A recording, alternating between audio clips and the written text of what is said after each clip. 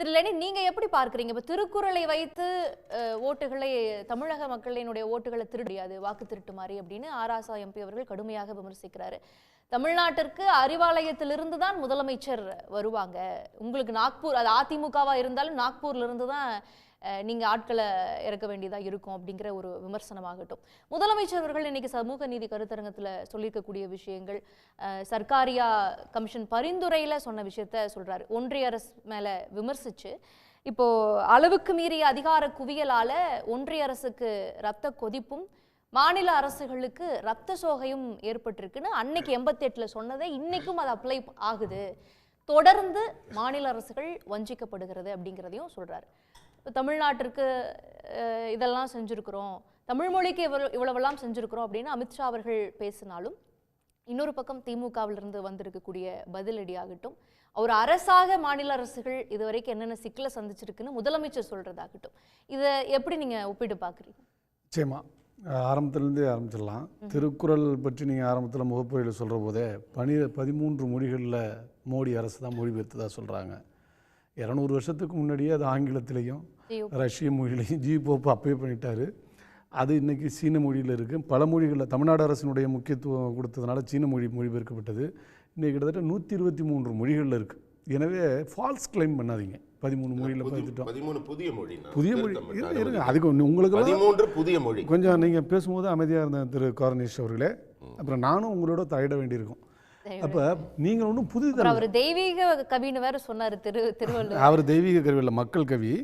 சொல்ல வரேன், அண்ணா சொல்லிட்டு இருந்தாங்க திருக்குறள் அடிப்படையில் தான் இந்த ஆட்சி இருக்குது. அதில் குறிப்பாக சொல்லிகிட்டு இருந்தார். பொருட்பாலில் 56வது அதிகாரம் கொடுங்கோன்மை.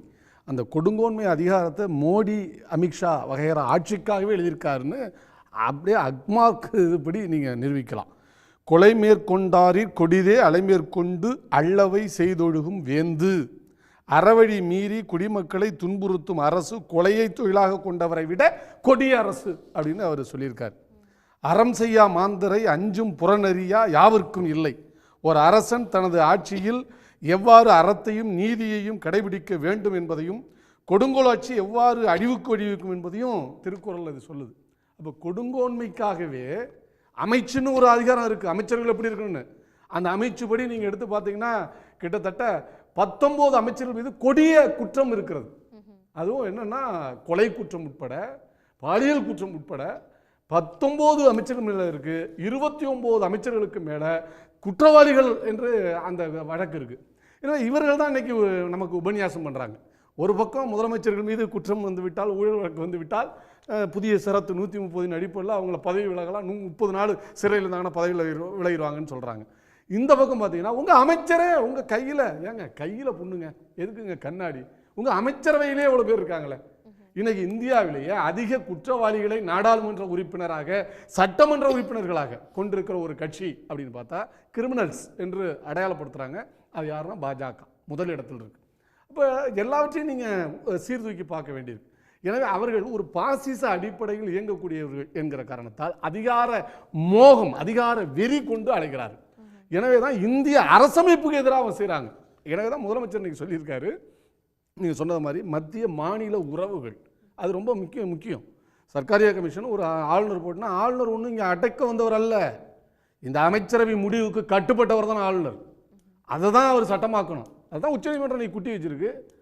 அப்போ அந்த ஆளுநரை வைத்து நீங்கள் ஒரு பேரலல் கவர்மெண்ட் நடத்தலான்னு வந்தீங்கன்னா, நான் கேட்குறேன், ஜனாதிபதி உங்களுக்கு எதிராக இருந்து ஜனாதிபதியை வைத்து ஒரு பேரலல் கவர்மெண்ட்டை நீங்கள் எடுக்கிற எல்லா சட்ட முன்வடியும் தூக்கி போட்டாங்கன்னு வச்சுக்கோங்க, நீங்கள் எப்படி பேசுவீங்க திரு கார்னிஷ் அவர்களே? உங்கள் வாய்ஸ் எப்படி இருக்கும்? அப்போ என்ன சொல்லுவீங்க? ஜனநாயகம் சிதைந்து விட்டது, மக்களால் தேர்ந்தெடுக்கப்பட்ட அந்த முன்முடிவுகள், சட்ட முன்முடிவுகளை ஒரு நீங்கள் இதே தாங்க குஜராத்தில் முதலமைச்சராக இருந்தபோது சாட்சாத் இதே மோடி இப்படித்தான் பேசினார். கவர்னர்கள் வைத்து கொண்டு கொல்ல பக்கமாக ஒரு ஆட்சி நடக்கிறது குற்றம் சாட்டியவர் மோடி. இன்றைக்கு அதே மோடி அதே வேலை செய்கிறார் என்றால் எங்கே நிற்கிறார்கள்? இதுதான் கேள்வி. 130வது அமெண்ட்மெண்ட் பத்தி விமர்சிச்சதை பத்தி பேசுறீங்க. அதையே அமித்ஷா அவர்கள் கேட்கிறார். இது ஒரு கருப்பு சட்டம்னு சொல்லக்கூடிய முதலமைச்சர், இவங்க ஒரு இருட்டு நடவடிக்கைகள்ல ஈடுபட்டு இருக்காங்க. இவங்க எப்படி நாங்க கொண்டு வர சட்டத்தை கருப்பு சட்டம்னு சொல்ல முடியும் அப்படின்றாங்களே. இருட்டு நடவடிக்கைகளில் நீங்க ஈடுபட்டதனால தானே 90 நாள் ஜெயிலில் இருந்தீங்க. சொரோபதியின் வழக்கு என்கவுண்டர்ல எப்படி நீங்க இப்ப பதவி விலகிட்டனே தண்டனை விடுவிக்கப்பட்டார். விடுவிக்கப்பட்டார், அது வேற விஷயம். எப்படி விடுவிக்கப்பட்டார்? லோயா என்கிற 47 வயது நீதிபதி அவர் மரணத்திற்கு காரணமே அமித்ஷா என்று குற்றம் சாட்டி இருக்கிறார்கள். 137 பக்கம் புத்தகமே வந்திருக்கிறது மராத்தியில, நீங்க வாங்கி படிங்க. அதுல வேணா சொல்றேன், ரிசைன் பண்ணாரா இல்லையா? இந்த மாதிரி அமைச்சரா ஓட்டிட்டு இருந்தாரா? ஒன் டு ஒன் பேசுனாங்க, நானும் பேசுவாங்க, அப்புறம் அவர் பேச விட மாட்டேன். சரி, ஓகே, நீங்க பாயிண்ட் வச்சிட்டீங்க, பதில் சொல்லுங்க. நானும் தயாரா தான் இருக்கிறேன். அதான் அவர் ரிசைன் பண்ணிட்டாருல்ல? இல்ல ரிசைன் பண்ணல, அதான் சொல்ல வரேன். இல்ல அவரே ஸ்டேட்மென்ட், அதாவது 2002ல நடந்த குஜராத் கலவரம், 2003ல பாஜகவின் உள்துறை அமைச்சர் ஹிரண் பாண்டியா, நான் மற்றவங்களை விடுங்க, முஸ்லிம்களை விடுங்க, அவர் கொலை, இந்த கொலைகளோடு 22 கொலை 2006 வரையில் நடந்திருக்கு இவங்க பீரியட்ல. அந்த 22 கொலைகள் பற்றி உச்சநீதிமன்றம் என்ன சொன்னதுன்னா, எக்ஸ்ட்ரா ஜுடிஷியல் கில்லிங். எல்லாத்துக்கும் நீதிமன்றத்தை பற்றி பேசுறீங்களா? எக்ஸ்ட்ரா ஜுடிஷியல் கில்லிங், உங்களுக்கு திராணி இருந்தால் அந்த எக்ஸ்ட்ரா கில்லிங் எப்படின்னு நீங்கள் காமிச்சிருக்கணும்ல, ஏன் காமிக்கல? ரொம்ப தெளிவாக இருக்குல்ல. நீங்கள் என்ன எடுத்து சொன்னீங்கன்னா, சொராபுதீன், அவருடைய மனைவி கௌசர்பி, அவங்க கூட்டாளி துளசி பிரஜாபதி, இவங்களுடைய கொலைகள் இதில் சேர்ந்து வருது. அப்போ இது எல்லாத்தையும் பண்ணி தான் இது ஒரு நீதிமன்ற வழக்காக வருகிறது. அந்த நீதிமன்ற வழக்கு ஸ்பெஷல் சுப்ரீம் கோர்ட்டோடைய கைட்லைன்ஸில் நடந்துகிட்டு இருக்கு. லோயா என்கிற ஒரு அருமையான நீதிபதி, அவருக்கு 100 கோடி ரூபா பணம் தர்றோம், மும்பையில் இடம் தர்றோம், வீடு தர்றோம் என்றெல்லாம் பேரம் பேசப்பட்டதாகவும் இதெல்லாம் அந்த நூலில் விவரிக்கப்பட்டிருக்கு. சிரிக்காதீங்க, கிரிமினல்களை வச்சுக்கிட்டு பேசாதீங்க. கிரிமினல்களாகவே இன்னைக்கு நாட்டு முழுக்க வளர்த்து விட்டுருக்கீங்க. எனவே அந்த அடிப்படையில் அவர் வந்து இருந்த இடம் 11:45 வரலையும் மனைவியோட ஃபோனில் பேசியிருக்காரு. 12:30 இறந்திருக்காரு. அழைச்சிட்டு போய் பார்த்தா ரோடு இது முழுக்க சட்டம் முழுக்க ரத்த கரை படிந்திருக்கிறது. எல்லாவற்றையும் மீறி அந்த கொலையை வந்து ஒரு தற்கொலையோ அல்லது இயல்பாக நடந்த இறப்புங்கிற மாதிரி காமிச்சிங்க. இன்னைக்கு வரலையும் அது பிரச்சனை இருக்கிறது. அதற்கு பிறகு வந்தவர் ஏறத்தாழ 1000 பக்கம் 1200 பக்கம் உள்ளதெல்லாம் படிச்சுட்டு 2 நாளில் தீர்ப்பு வருது. அப்படி விடுவிக்கப்பட்டவர் யாரு? அமித்ஷா. இப்போ விடுவிச்சார்னு சொன்னாங்கல்ல, அப்படி விடுவிக்கப்பட்டவர். எந்த சாட்சியங்களையும் படிக்காமல், எந்த ஆதாரங்களையும் காணாமல் திடீரென்று 2 நாளில் கொடுத்த தீர்ப்பு எப்படிப்பட்ட தீர்ப்பு? தீர்த்து கட்டப்பட்ட லோயாவினுடைய உண்மையான நிலை என்ன? எனவே நீங்க அடுத்தவங்களுக்கு உபதேசம் பண்ணாதீங்க. உங்க பக்கம் 1000 வண்டியா இருக்கு. எனவேதான் நாங்க சொல்றோம், புத்தகங்கள் என்ன வேணாலும் எழுதப்படலாம், அது உண்மை. ஆதாரங்களோட புத்தகங்கள் அல்லது வெறும் தீர்ப்பு தானே இங்க பேசுது. தீர்ப்பு எப்படி பேசும்? இப்ப தீர்ப்பே மறுபடியும் திருத்தப்பட்ட வரலாறு உண்டா இல்லையா? நாட்டுல உலகத்துல உண்டா இல்லையா? ஒரு காலத்துல நீங்க எப்படி எல்லாம் தீர்ப்பு எழுதினீர்கள், இப்போ தீர்ப்பு எப்படி மாற்றப்படுகிறது? பல தீர்ப்புகள் திருத்தப்படுகிறது. 100 வருஷத்துக்கு பிறகுலாம் அமெரிக்க சட்ட வரலாற்றில் பார்த்தீங்கன்னா தீர்ப்புகள் திருத்தப்பட்டிருக்கு. அப்போ அதெல்லாம் தீர்ப்புகள் என்பது அன்றைய நடைமுறை, அன்னைக்கு கிவன் சிச்சுவேஷன்ல உங்களுக்கு இருந்த அதிகாரத்தை பயன்படுத்தி உங்களுக்காக ஆள்களை நியமித்து இன்னைக்கு யார் நீதிபதிகளாக வர்றாங்க? பாஜக ஸ்போக்ஸ் பர்சன் அண்ணன் பேல் படிச்சிருந்தா அவருக்கு கூட ஒரு வாய்ப்பு வரலாம் நாளைக்கு. அப்படி ஆயிப்போச்சு. எனவே அந்த மாதிரியான நீதிகள். ஆனா உண்மை என்ன? இவர்கள் அரசியல் சாசனத்திற்கே எதிராக இருக்கிறார். அதுதான் நான் சொல்ல வரேன். எப்படின்னா, இந்தியா என்பது என்ன? மாநிலங்களின் ஒன்றியம், shall be the union of states. ஆனா மாநிலங்கள் என்கிற நிலைமையில் எடுத்துவிட்டு ஒரு மகாராஜா போல நடக்க வேண்டும் என்று மத்திய அரசு விரும்புகிறது, மோடி விரும்புகிறார். அதன் விளைவுதான் நீங்க சொன்னாரு காந்தி ஊரக வேலை திட்டத்துக்கு பணம் கொடுக்கலாம், ஊழல். ஆடாடாடா, உத்தரப்பிரதேசத்தில் நடக்காத ஊழல். ஏங்க, இதுவரை 27 பாலங்கள் கட்டப்பட்ட, புதிய பாலங்கள் பிளந்து விழுந்து போயிருக்கிறது. மோர்பி பாலம் விழுந்தது மட்டும் நான் சொல்லல, 27 பாலங்கள். மிகப்பெரிய ஊழல்னு சொன்னீங்கன்னா டெல்லி துவாரகா சாலை, அந்த சாலைக்கு 1 கிலோமீட்டருக்கு 18 கோடி ரூபாய் ஒதுக்கப்பட்டது. ஆனா செலவான தொகை 256 கோடி.